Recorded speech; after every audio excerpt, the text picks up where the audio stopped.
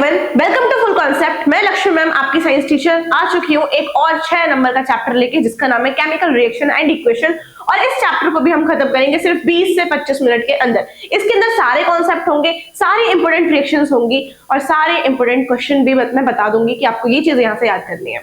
ठीक है, तो बहुत ज्यादा टाइम वेस्ट नहीं करते, फटाफट से शुरू करते हैं इसका चैप्टर। सबसे पहले हम समझेंगे कि फिजिकल चेंज क्या होता है और केमिकल चेंज क्या होता है। भाई फिजिकल चेंज वो चेंज होते हैं जिनमें कोई भी नई चीज नहीं बनती है, ठीक है, न्यू चीज का फॉर्मेशन नहीं होता, सिर्फ पुरानी चीजें ही होती है, स्टेट चेंज हो जाता है। लेकिन केमिकल चेंज वो होता है जिसके अंदर क्या होता है, कुछ नई चीजें बनती है, उनकी प्रॉपर्टीज भी बिल्कुल नहीं होती है, उनको हम बोलते हैं केमिकल चेंज।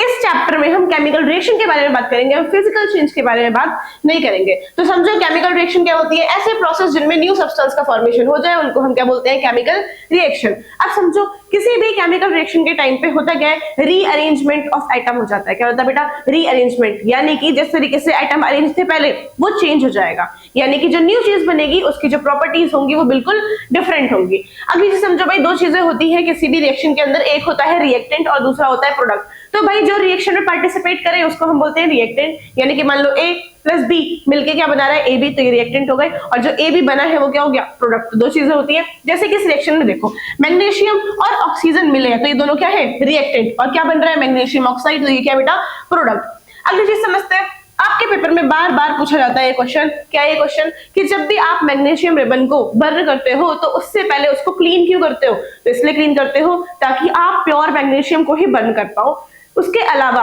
कोई फालतू की ऑक्साइड लेयर, कुछ अनवांटेड लेयर ना हो जिसको आप बर्न कर रहे हो। समझ के बाद तो इस चीज को भी आपको पढ़ना है और इसके ऊपर बना लेना है आपको एक स्टार। देखो एक बार पढ़ लेते हैं, लिखा गया है, burning of magnesium in air to form magnesium oxide is an example of chemical reaction। बोला कि अगर आप मैग्नीशियम को ऑक्सीजन के प्रेजेंस में बर्न करते हो और मैग्नीशियम ऑक्साइड बनाते हो तो ये केमिकल रिएक्शन है।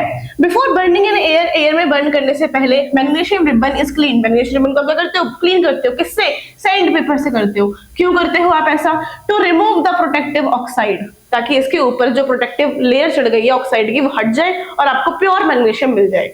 समझ गए बेटा बात, आगे समझते हैं एग्जांपल्स ऑफ केमिकल रिएक्शन। भाई आपने खाना खाया वो डाइजेस्ट हो गया, वो केमिकल रिएक्शन है। आप सांस ले रहे हो, रेस्पिरेशन हो गया है, केमिकल रिएक्शन है। आयरन के ऊपर रस्ट लग गया, वो क्या है, केमिकल रिएक्शन है। आपने केक बना दिया बेकिंग करके तो वो क्या है, केमिकल रिएक्शन है। दूध से दही बना दिया तो वो भी क्या है, केमिकल रिएक्शन है। सारी की सारी चीजें क्या है, केमिकल रिएक्शन। अब समझते हैं भाई कोई केमिकल रिएक्शन होती है तो हमें पता कैसे चलेगा कि केमिकल रिएक्शन हो गई, क्योंकि कुछ ऐसा तो होता नहीं कि रिएक्शन हुई 5 मिनट बाद या फिर 2 मिनट बाद ही होगा। तो कुछ चीजें होंगी जिनसे आपको पता लग जाएगा कि हाँ रिएक्शन हो चुकी है। सबसे पहला एवोल्यूशन ऑफ गैस, अगर आपने दो चीजों को मिलाया और वहां से गैस रिलीज आउट हो गई, इसका मतलब केमिकल रिएक्शन हो गई। समझ गए इतनी बात। अगली चीज समझो, फॉर्मेशन ऑफ प्रेसिपिटेट, यानी कि आपने दो लिक्विड चीजें मिलाई थी और एक इनसॉल्युबल प्रोडक्ट बन गया तो उसको क्या बोलोगे, प्रेसिपिटेट, और यहां पर भी केमिकल रिएक्शन हो गई। तीसरी चीज समझते हैं भाई, चेंज इन कलर। आपने किसी एक कलर का सॉल्यूशन लिया था लेकिन आपने जब उसमें कुछ और मिलाया तो कलर चेंज हो गया। अभी इन सारी चीजों के हम एग्जांपल्स भी पढ़ेंगे, ठीक है। तो कलर चेंज हो जाए तो भी केमिकल रिएक्शन हो चुकी है। अगली चीज है चेंज इन टेम्परेचर। अगर आपने दो चीजों को मिलाया उसमें से हीट रिलीज हो गई तो भी ये क्या है भाई, ये है आपकी केमिकल रिएक्शन। अब समझते हैं इन सबके एग्जांपल। सबसे पहला है एवोल्यूशन ऑफ गैस। जब भी आप मेटल और साथ में किसकी रिएक्शन कराते हो, एसिड की रिएक्शन कराते हो, तो वहां पे क्या होता है, आपके पास हाइड्रोजन गैस रिलीज हो जाती है विद पॉप साउंड। बेटा किसके साथ में, विद पॉप साउंड। आपको ये चीज याद रखनी है, समझ गए बात। तो पॉप साउंड के साथ में हाइड्रोजन गैस रिलीज होगी, और जब भी हाइड्रोजन गैस रिलीज हो रही है मतलब कि केमिकल रिएक्शन हो रही है।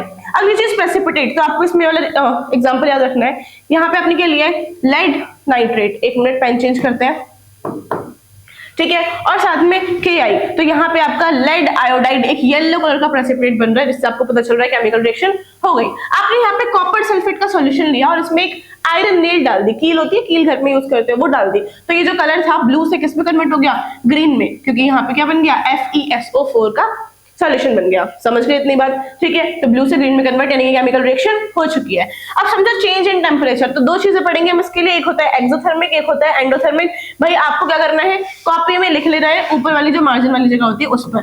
तो लिखो, ऐसे बीच में लाइन खींचो, यहाँ पर लिखो एंडोथर्मिक, और बेटा यहाँ पर लिखो एक्सोथर्मिक। अब समझते हैं एंडोथर्मिक क्या होता है, एक्सोथर्मिक क्या होता है। सीधी सी बात है, एंडो का मतलब होता है अंदर और एक्सो का मतलब होता है बाहर। यानी कि अगर किसी रिएक्शन में से हीट निकल जाए, ठीक है, तो वो क्या होगी, एक्सोथर्मिक, यानी कि हीट रिलीज। अगर किसी रिएक्शन में क्या हो जाए, हीट एब्जॉर्ब हो जाए, तो उसको क्या बोलेंगे हम, एंडो। तो हीट एब्जॉर्ब, समझ गए भाई इतनी बात, ठीक है। अब समझो, अगर आपके पास चूना है, क्या है आपके पास चूना, और उसमें आप पानी मिलाते हो तो वहां से क्या होता है, हीट रिलीज होती है। क्या होती है बेटा, हीट रिलीज होती है। और यही रिएक्शन पीछे लिखी हुई है, ये देखो, चेंज इन टेम्परेचर में आपके पास में क्या था, क्विक लाइम था, आपने उसमें पानी मिलाया और वहां से क्या हो गया, खौलने लग गया वो जो पूरा पानी था, क्योंकि वहां से हीट रिलीज होती है बहुत ज्यादा अमाउंट में। कोई दिक्कत है क्या इतने में किसी को? एक लास्ट चीज है चेंज इन स्टेट। तो भाई चेंज इन स्टेट हमने फिजिकल चेंज की चीज पढ़ी थी, लेकिन अगर आप एक कैंडल को बर्न करते हो तो भाई एक बात सुनो, ठीक है, उसका जो वैक्स होगा वो पिघल के नीचे आ जाएगा, लेकिन उसमें से कार्बन डाइऑक्साइड तो प्रोड्यूस हो रही है ना, यानी कि वो क्या, एक केमिकल रिएक्शन। समझ गए बात?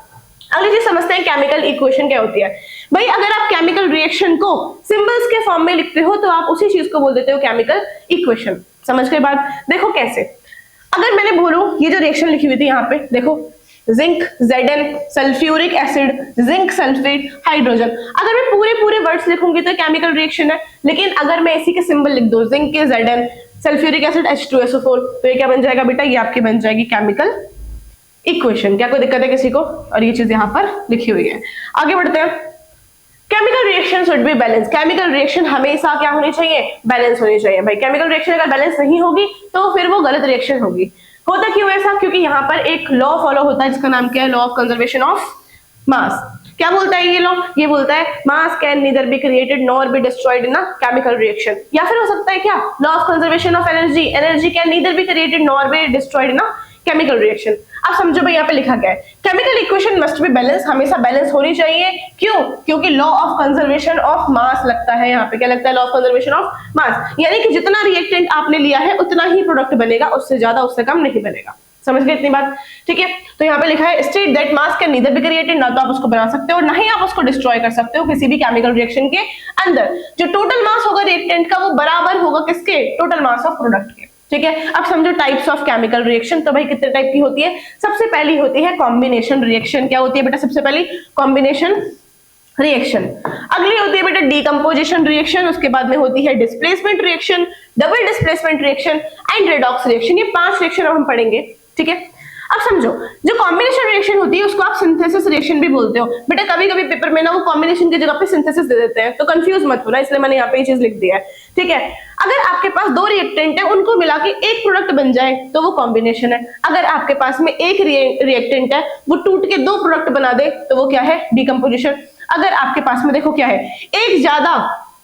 एक जो रिएक्टेंट है वो ज्यादा पावरफुल है और दूसरा वाला कम पावरफुल है और वो उसको डिस्प्लेस कर दे तो हम उसको बोलेंगे डिस्प्लेसमेंट रिएक्शन। और इसके लिए मैं बार बार बहुत सारी बार बता चुकी हूँ क्या, कि इसके लिए आपको याद करनी पड़ती है रिएक्टिविटी सीरीज। याद करनी पड़ती है बेटा रिएक्टिविटी सीरीज, अभी समझेंगे उसको भी। लास्ट है आपका क्या, डबल डिस्प्लेसमेंट रिएक्शन। इसमें क्या होता है, आयंस का एक्सचेंज होता है, आयंस ट्रांसफर होते हैं। समझ गए? अब इन रिएक्शंस को पढ़ते हैं। सबसे पहला है कॉम्बिनेशन रिएक्शन। तो बेटा कॉम्बिनेशन रिएक्शन क्या है, इसको हम सिंथेसिस रिएक्शन भी बोलते हैं। ठीक है, और यहाँ पे 2 या 2 से ज्यादा रिएक्टेंट कंबाइन होकर एक सिंगल प्रोडक्ट बनाते हैं। जैसे कि एग्जांपल हाइड्रोजन और नाइट्रोजन मिलकर क्या बनाते हैं, अमोनिया। दूसरा एग्जांपल, अगर आपके पास में मैग्नीशियम ऑक्साइड और कार्बन डाइऑक्साइड है तो वो मिलकर क्या बनाएंगे, मैग्नीशियम कार्बोनेट। ठीक है, ये जितनी भी रिएक्शन लिखी है बेटा ये सारी की सारी आपको कॉपी में लिखनी है, 2-3 बार लिखोगे आपको याद हो जाएगा। ठीक है, अगर आप कार्बन मोनोऑक्साइड और ऑक्सीजन को मिलाते हो तो आपकी बन जाएगी कार्बन डाइऑक्साइड। अगर आप सोडियम को क्लोरीन को मिलाओगे तो आपका बन जाएगा सोडियम क्लोराइड। ठीक है, अब समझते हैं डीकंपोजिशन रिएक्शन में आपके पास में एक रिएक्टेंट होगा जो टूट के क्या बनाएगा, 2 या 2 से ज्यादा प्रोडक्ट बनाएगा। जैसे कि आपने लिया फेरिक हाइड्रोक्साइड, क्या लिया बेटा, फेरिक हाइड्रोक्साइड, और यहाँ पे आपने इसको हीट दे दी बेटा। क्या दे दी, हीट। ये जो ट्रायंगल है किसका साइन है, हीट का। तो क्या बन जाएगा, फेरिक ऑक्साइड एंड साथ में वाटर रिलीज आउट हो जाएगा। ठीक है, ferric oxide and water release. अगली चीज समझते हैं, अगर आपके पास वाटर है और आपने उसमें इलेक्ट्रिसिटी पास करा दी तो यहाँ पे ऊपर लिख दे इलेक्ट्रिसिटी, तो वो हाइड्रोजन एंड ऑक्सीजन में टूट जाएगा। समझ गए? ये भी क्या है, डीकंपोजिशन। अगर आपके पास में क्या है, सिल्वर ब्रोमाइड, क्या बेटा, सिल्वर ब्रोमाइड AgBr, और आपने उसको सनलाइट के प्रेजेंस में रख दिया तो वो सिल्वर में और ब्रोमीन में अलग अलग टूट जाएगा। और इसको आप यूज करते हो किसमें, ब्लैक एंड व्हाइट फोटोग्राफी में। कोई दिक्कत है किसी को, ब्लैक एंड व्हाइट फोटोग्राफी में। अगली चीज है क्या, कार्बोनिक एसिड। बेटा कार्बोनिक एसिड को अगर आप तोड़ोगे तो किसमें टूटेगा, कार्बन डाइऑक्साइड में एंड वाटर में। ये सारी रिएक्शंस बहुत इंपॉर्टेंट है। अब इसी का डिकम्पोजिशन के ही फर्दर पार्ट्स पढ़ते हैं। सबसे पहला होता है थर्मोलिसिस। क्या होता है बेटा? थर्मो। थर्मो का मतलब होता है हीट। थर्मो का मतलब क्या होता है? हीट। यानी कि अगर आप किसी रिएक्टेंट में हीट देते हो और दो प्रोडक्ट बन जाते हैं तो उसको क्या बोलोगे? थर्मोलिसिस। एग्जांपल देखो, आपके पास में है कैल्शियम कार्बोनेट, जिसको आपने हीट दी, वो किस में टूट गया? कैल्शियम ऑक्साइड में एंड कार्बन डाइऑक्साइड में। दूसरी चीज सोडियम कार्बोनेट आपके पास में, आपने इसको हीट दी, क्या बन गया? Sodium oxide and carbon dioxide. ठीक है, अगली चीज समझो। अगला क्या है? इलेक्ट्रोलिटिक। इलेक्ट्रोलिटिक में क्या आ जाएगा? अच्छा यहाँ पे नहीं लिखा है तो इलेक्ट्रोलिटिक में आ जाएगा आपका H2O वाला, H2 प्लस O2 में टूट जाएगा। ठीक है, किसकी हेल्प से? इलेक्ट्रिसिटी की हेल्प से। अगली चीज है केमिकल रिएक्शन में compound break down into simpler substance by absorbing light. अगर लाइट को एब्सॉर्ब करके रिएक्टेंट दो में टूट जाए तो उसको क्या बोलेंगे हम? उसको बोल देंगे सनलाइट की हेल्प से। तो यहाँ पे लिख दिया आपने क्या? ये H म्यू यानी कि सनलाइट। यहाँ पे लिख लेना बेटा, क्या है ये? सनलाइट है। किसमें यूज होता है? ब्लैक एंड व्हाइट फोटोग्राफी में, एनसीईआरटी में एक्टिविटी दे रखी है इसकी। आगे समझते हैं डिस्प्लेसमेंट रिएक्शन। क्या समझते हैं बेटा? Displacement reaction. तो होता क्या है? एक होता है ज्यादा पावरफुल, एक होता है कम पावरफुल, और वो उसको कर देता है डिस्प्लेस। क्या कर देता है बेटा? डिस्प्लेस। अब एक बात समझो, कैसे पता लगाओगे कौन ज्यादा पावरफुल है? तो उसके लिए रिएक्टिविटी सीरीज है। देखो, अब यहाँ पे हाइड्रोजन के ऊपर ना एक बॉक्स बना लो। ठीक है, हाइड्रोजन से ऊपर वाले जितने होंगे वो होंगे मोस्ट रिएक्टिव, हाइड्रोजन से नीचे वाले जो होंगे वो होंगे लीस्ट रिएक्टिव। यानी कि अगर आप डाउन द ग्रुप आते हो, नीचे आते हो, तो आपकी रिएक्टिविटी कम होती जाएगी। अगर आप नीचे से ऊपर जाते हो तो आपकी रिएक्टिविटी बढ़ती जाएगी। यानी कि सबसे ज्यादा रिएक्टिव कौन है? मोस्ट रिएक्टिव कौन है? पोटेशियम, फिर सोडियम, फिर barium, calcium, magnesium, aluminium, zinc, iron, इस तरीके से। ठीक है, अब देखो समझो, जितने भी ऊपर वाले होंगे वो नीचे वालों को डिस्प्लेस कर सकते हैं, यानी कि उनकी जगह से हटा सकते हैं।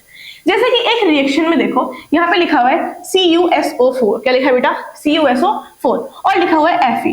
अब आपको क्या देखना है? कॉपर एंड Fe की पोजीशन पता करनी है। देखो बेटा, कॉपर कहां पर है, इसको रीड करते हैं। देखो, कॉपर ये रहा, और Fe कहां है? Fe ये रहा, आयरन। ठीक है, आयरन ऊपर है, कॉपर नीचे है, यानी कि जो आयरन है वो ज्यादा पावरफुल है, तो वो कॉपर को उसकी जगह से हटा देगा। तो देखो बेटा, इसने क्या किया? इसको ऐसे आया, इसके ऊपर धक्का दिया, उसको हटाया, और बन गया FeSO4, कॉपर हो गया अलग आपका। समझ के बाद अगली चीज देखो, आपके पास में क्या है? Ag और Cu। तो भाई देखो, Ag कहाँ पे? Ag होता है सिल्वर, हीरा। Ag कॉपर से नीचे है, यानी कि इस बार कॉपर क्या है? ज्यादा पावरफुल है, तो कॉपर क्या कर देगा? इसको हटा देगा इसकी जगह से, और बन जाएगा क्या? CuNO3 और साथ में Ag। क्या कोई दिक्कत किसी को? समझ में आ रही है इतनी बात? अच्छा, अगर ये रिएक्शन ऐसे लिखी होती CuNO3 प्लस Ag, तो क्या रिएक्शन होती? भाई Ag तो कम रिएक्टिव है ना, तो यहाँ पर रिएक्शन ही नहीं होती, नो रिएक्शन। ठीक है बेटा, ये सारे के सारे एग्जांपल्स इसी तरीके से यहाँ पे Fe और Zn दे रखा है, तो Zn जो होगा वो Fe से ज्यादा रिएक्टिव है क्योंकि उससे ऊपर है, तो वो उसको डिस्प्लेस कर देगा। ठीक है, आगे समझते हैं भाई डबल डिस्प्लेसमेंट रिएक्शन। क्या समझेंगे बेटा? डबल डिस्प्लेसमेंट रिएक्शन होता क्या है? डबल डिस्प्लेसमेंट रिएक्शन में आयंस का एक्सचेंज होता है। पूरा समझना बेटा ध्यान से, 2 मिनट का टाइम दे दो, 2 मिनट आपको ध्यान से देखना है। यहाँ पे होगा आपका क्या? Ions exchange. ठीक है बेटा, आयंस का एक्सचेंज होगा। पर सवाल ये आता है कि आयंस का एक्सचेंज होगा क्यों? क्यों होगा? तो होता क्या है, पॉजिटिव वाले को जाना होता है नेगेटिव वाले के पास, नेगेटिव वाले को जाना होता है पॉजिटिव वाले के पास। ठीक है, और यही होता है क्या? Exchange of ions. लेकिन भाई यहाँ पर तो पहले से ही पॉजिटिव वाला नेगेटिव वाले के पास है। देखो कैसे, K positive, Br negative, Ag positive, NO3 negative. तो ये तो पहले से ही पॉजिटिव वाला नेगेटिव वाले के पास है, पॉजिटिव वाला नेगेटिव वाले के पास है। तो ये रिएक्शन होगी क्यों? जब पहले से एक दूसरे के पास है तो रिएक्शन क्यों होगी? तो रिएक्शन इसलिए होगी, हमेशा याद रखना, रिएक्शन इसीलिए होती है ताकि मोर स्टेबल प्रोडक्ट बन पाए। अगर लीस्ट स्टेबल प्रोडक्ट बनेगा तो फिर रिएक्शन फर्दर आगे बढ़ेगी ही नहीं। रिएक्शन जब भी आगे बढ़ेगी जब क्या बनेगा? मोस्ट स्टेबल प्रोडक्ट बनेगा, और वो क्या होता है? सॉलिड होता है। अगर सॉलिड में कोई चीज बन रही है यानी कि वो स्टेबल है। समझ गए? तो आपके पास में क्या था? KBr था, AgNO3 था, इससे क्या बन गया? KNO3। अब देखो कैसे होगा, ये पॉजिटिव है, ये नेगेटिव है, यानी कि ये दोनों जुड़ जाएंगे, ये नेगेटिव है, ये पॉजिटिव है, यानी कि ये दोनों जुड़ जाएंगे। समझ गए? और आपके पास जो सिल्वर ब्रोमाइड बनेगा वो बनेगा सॉलिड। कैसे पता चला मैम? लिखा तो नहीं है, तो बेटा ये सिंबल्स होते हैं। अगर ये है तो ये है गैस, अगर ये है तो ये क्या? सॉलिड। लिख लेना बेटा इसको भी ऊपर, ये गैस है और ये क्या है? सॉलिड। क्या कोई दिक्कत है किसी को इतने में? समझ गए हो? ठीक है, सेम रिएक्शंस ये सारी की सारी आपको देखनी है ऐसे ही। एक और चीज समझो, प्रेसिपिटेशन रिएक्शन। क्या बेटा? प्रेसिपिटेशन रिएक्शन क्या होता है इसमें? मैंने अभी बताया था प्रेसिपिटेट क्या होता है, जब आप दो लिक्विड चीजों को मिलाते हो और एक इनसॉल्युबल चीज बन जाती है तो उसको आप बोल देते हो क्या? प्रेसिपिटेट। क्या बोल देते हो बेटा? प्रेसिपिटेट। यहाँ पे देखो रिएक्शन में दे रखा है आपको BaCl2। क्या दिया बेटा, BaCl2, और आपने क्या लिया, Na, छोटा वाला A है, Na2SO4, तो क्या बन रहा है, BaSO4 और NaCl, और जो यहाँ पे BaSO4 बन रहा है बेरियम सल्फेट, ये क्या है, प्रेसिपिटेट है। समझ गए, आपको ये रिएक्शन याद होनी चाहिए प्रेसिपिटेशन वाली, एंड साथ में आपको डबल डिस्प्लेसमेंट वाली भी याद होनी चाहिए। अच्छा, कभी कभी ये भी क्वेश्चन आ सकता है कि क्या सारी की सारी प्रेसिपिटेशन रिएक्शन डबल डिस्प्लेसमेंट होती है, तो देखो सारी जो प्रेसिपिटेशन होती है वो डबल डिस्प्लेसमेंट होती है, लेकिन सारी डबल डिस्प्लेसमेंट रिएक्शन प्रेसिपिटेट नहीं बनाती। समझ गए बात। अब लास्ट टॉपिक पे आ जाओ, लास्ट नहीं सेकंड लास्ट, क्या है, ऑक्सीडेशन एंड रिडक्शन। भाई इसको भी हम खुद से लिखेंगे, मेरे साथ में लिखना आप लोग। देखो क्या होता है ऑक्सीडेशन एंड क्या होता है रिडक्शन। पहले समझोगे रेडॉक्स रिएक्शन क्या होता है। रेडॉक्स बेटा, रेड का मतलब लाल नहीं, रेड का मतलब रिडक्शन, क्या है बेटा, रिडक्शन, एंड ऑक्स का मतलब ऑक्सीडेशन। तो एक ऐसी रिएक्शन जिसके अंदर रिडक्शन भी हो रहा हो और ऑक्सीडेशन भी हो रहा हो, उस रिएक्शन को हम बोलते हैं रेडॉक्स रिएक्शन। क्या बोलते हैं बेटा, रेडॉक्स रिएक्शन। अब समझते हैं, ऑक्सीडेशन का मतलब लिखो, ऑक्सीडेशन। ऑक्सीडेशन का सिंपल मतलब है क्या, एडिशन ऑफ ऑक्सीजन। बेटा क्या मतलब है, एडिशन ऑफ ऑक्सीजन, यानी कि अगर आप किसी रिएक्शन में ऑक्सीजन को ऐड कर रहे हो तो उसको आप क्या बोलोगे, ऑक्सीडेशन बोलोगे। समझ गए। अगर आप किसी रिएक्शन में से रिमूवल ऑफ हाइड्रोजन कर रहे हो तो भी आप उसको क्या बोलोगे, ऑक्सीडेशन बोलोगे। क्या बोलोगे बेटा, ऑक्सीडेशन। अगली चीज, अगर आप किसी रिएक्शन में से रिमूवल ऑफ इलेक्ट्रॉन कर रहे हो तो भी उसको आप क्या बोलोगे, ऑक्सीडेशन बोलोगे। यानी कि ऑक्सीडेशन की 3 डेफिनेशन हो गई। सबसे पहली एडिशन ऑफ ऑक्सीजन, दूसरी रिमूवल ऑफ हाइड्रोजन, एंड तीसरी रिमूवल ऑफ इलेक्ट्रॉन। ठीक है, इसका जस्ट अपोजिट होता है क्या, रिडक्शन। रिडक्शन भी लिखते हैं भाई, लिखो रिडक्शन क्या होता है। तो रिडक्शन का मतलब है क्या, रिमूवल ऑफ ऑक्सीजन। क्या होता है बेटा, removal of oxygen, and addition of hydrogen, and तीसरा एडिशन ऑफ इलेक्ट्रॉन। समझ गए। तो ये 3 डेफिनेशंस होती हैं ऑक्सीडेशन की एंड रिडक्शन की। जैसा मैंने लिखा है वैसा आपको लिखना है कॉपी में। ठीक है, अब समझते हैं एक एग्जांपल कि कहां पे ऑक्सीडेशन हो रहा है, कहां पे रिडक्शन हो रहा है। समझो पेपर में क्या आता है, पेपर में वो तुमसे पूछते हैं कि बताओ किसका ऑक्सीडेशन हुआ, किसका रिडक्शन हुआ। भाई यहाँ पे जो कॉपर है ना, कॉपर के साथ में ऑक्सीजन था, कॉपर के साथ में क्या था, ऑक्सीजन। लेकिन देखो बाद में जाके कॉपर रह गया अकेला, यानी कि उसमें से ऑक्सीजन निकल गया। बेटा रिमूवल ऑफ ऑक्सीजन क्या होता है, रिडक्शन। यानी कि ये क्या हो रही है बेटा, रिडक्शन हो रहा है। क्या हो रहा है ये, रिडक्शन। अच्छा, पहले हाइड्रोजन अकेला था लेकिन हाइड्रोजन से ऑक्सीजन जाके जुड़ गया, एडिशन ऑफ ऑक्सीजन क्या होता है बेटा, ये होता है ऑक्सीडेशन। यानी कि यहाँ पे हो रहा है बेटा क्या, ऑक्सीडेशन। क्या कोई दिक्कत है, समझ गए।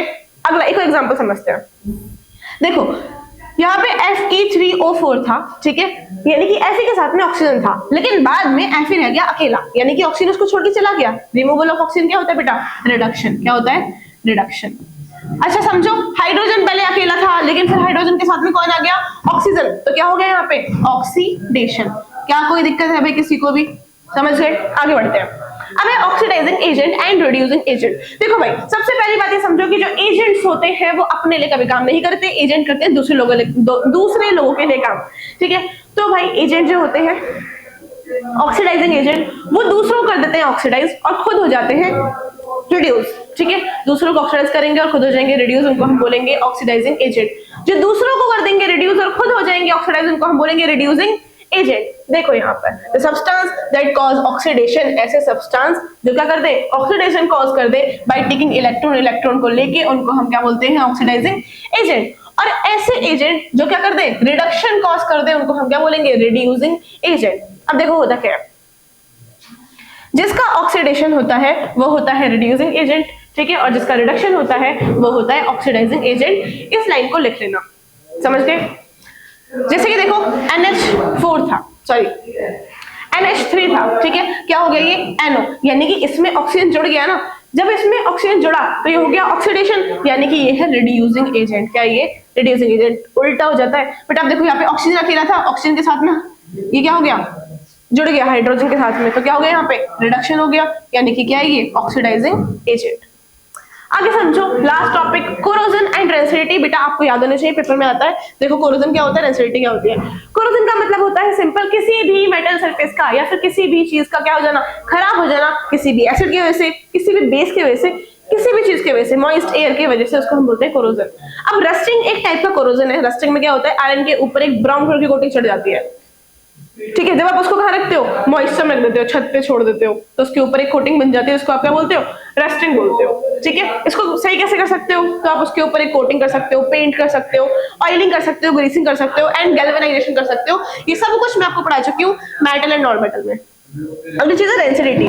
बेटा जब देखो कोई भी फूड में से जब अनप्लीजेंट स्मेल और अनप्लीजेंट टेस्ट आता है तो उसको हम बोलते हैं एसिडिटी। ऐसा होता क्यों है, ऐसा इसलिए होता है क्योंकि किसी भी फूड में होता है फैट प्रेजेंट और उस फैट का हो जाता है ऑक्सीडेशन, तो ऑक्सीडेशन होने की वजह से होती है रेंसिडिटी। तो ये वाला टॉपिक भी हो चुका है हमारा खत्म। अच्छा, रेंसिडिटी को बचा कैसे सकते हो, तो सबसे पहली बात तो आप एयर टाइट कंटेनर में रख दो। दूसरी चीज आप उसको कूल डार्क प्लेस पे रख दो, फ्रिज के अंदर रख दो, ठीक है, रेफ्रिजरेटर में। एंटीऑक्सीडेंट उसमें ऐड कर दो, ठीक है, या फिर ऐसे फूड हो जिनमें फैट ऑयल कम हो, समझ गए। तो ये तरीके हैं, जैसे चिप्स का जो पैकेट होता है उसमें नाइट्रोजन गैस फिल होती है, क्यों, ताकि उसमें रेसिडिटी ना हो जाए। समझ गए इतनी बात। ये पूरा का पूरा चैप्टर आपका यहाँ पे खत्म होता है, बहुत जल्दी हमने खत्म किया है, ठीक है। आपको करना है पूरा रिवाइज करना है। अच्छा, बैलेंसिंग इसमें रह गए, उसका एक 10 मिनट का लेक्चर बना के डाल दूंगी जिसमें क्वेश्चन हम प्रैक्टिस कर लेंगे, क्योंकि बैलेंसिंग की थ्योरी नहीं होती, उसके क्वेश्चन होते हैं, समझ गए। तो बस आपको करना है इस पूरे चैप्टर को रिवाइज कर लेना है और अपने 6 नंबर पूरे कर लेने हैं पेपर में, समझ गए। बस पढ़ते रहो, खुश रहो एंड जय हिंद, जय भारत।